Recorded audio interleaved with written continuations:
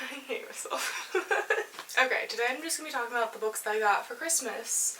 And I'm really excited all of them, and I'm gonna babble a lot, so let's just get right into it. First book is Crying in H Mart by Michelle Zauner, also known as Japanese Breakfast, and I love her music, so I'm really excited about this one. I know it's part memoir, talks about her struggling to get her music career up and running, talks about her struggles with her Korean identity, as well as the loss of her mother at a very young age. I don't know much more, I don't want to know much more. You'll sense that as a common theme amongst these books. I think this is going to be the one I pick up first, though. So fucking excited. Already cursing. Like 10 seconds in. Good job, Serena. Next, I got Piranesi by Susanna Clark. This is one that's been on my radar for a long time.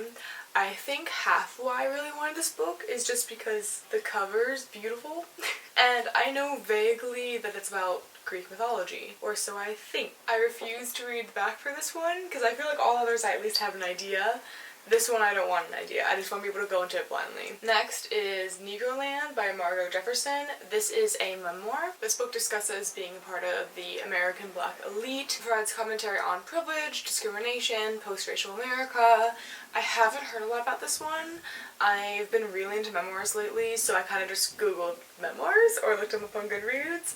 And this one seemed really interesting, so I'm excited to get into it. If you can hear my boyfriend playing drums in the background, I'm just gonna do nothing, because I'm already in it. So I'm just gonna keep filming, but I'm sorry, because I can definitely hear it. What's next? We've got Middle Game by Shannon McGuire. I've really wanted to read this book ever since I heard that it was coming out, but also because I really liked, what's the name of the series? It's by Shannon McGuire, and they're all like little itty bitty.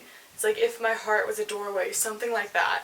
I read the first one, that's all, I never finished it, but I've been really interested in her other work ever since. This book follows Roger and Dodger, two twins. One is really skilled when it comes to words, languages, the other is skilled when it comes to numbers. They are not exactly human, and that's pretty much all you know. That's pretty much all the back tells you. I also really love this cover, like so much. But yeah, I'm excited to get into this one as well. After that, I got Annihilation by Jeff Vandermeer. This one I'm so pumped about.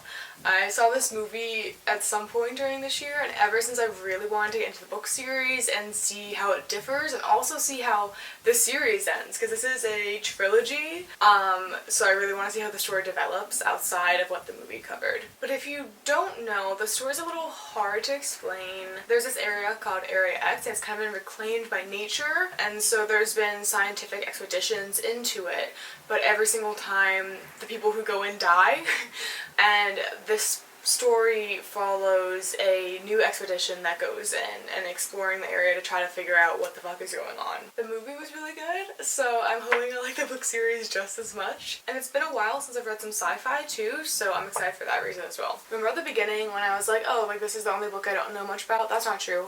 Looking at these packs, I think there's like 3 or 4 others, so let's just go to those first. Never Let Me Go by Kazuo Ishiguro. I know nothing about this book.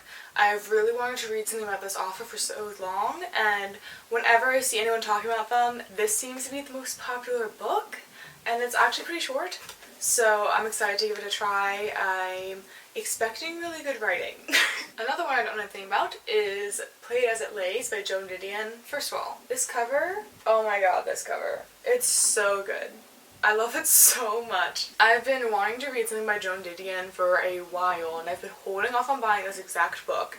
This is always the one that I see referred to or mentioned. The back said this is a ruthless dissection of American life in the late 1960s. That's all I know. I'm a little nervous to go into this one because I feel like it's so vague, but I'm also really excited to read Didion and see what her writing is like, because I always hear great things and I always see great quotes. Also, she just died, which is really sad, so I think it's like a perfect time to pick up one of her major works though. And then the last one that I don't know anything about is The Lying Lives Adult by Elena Ferrante. Picked this up because I've just been dying to read Elena Ferrante. I read the Neapolitan novels like 5 years ago.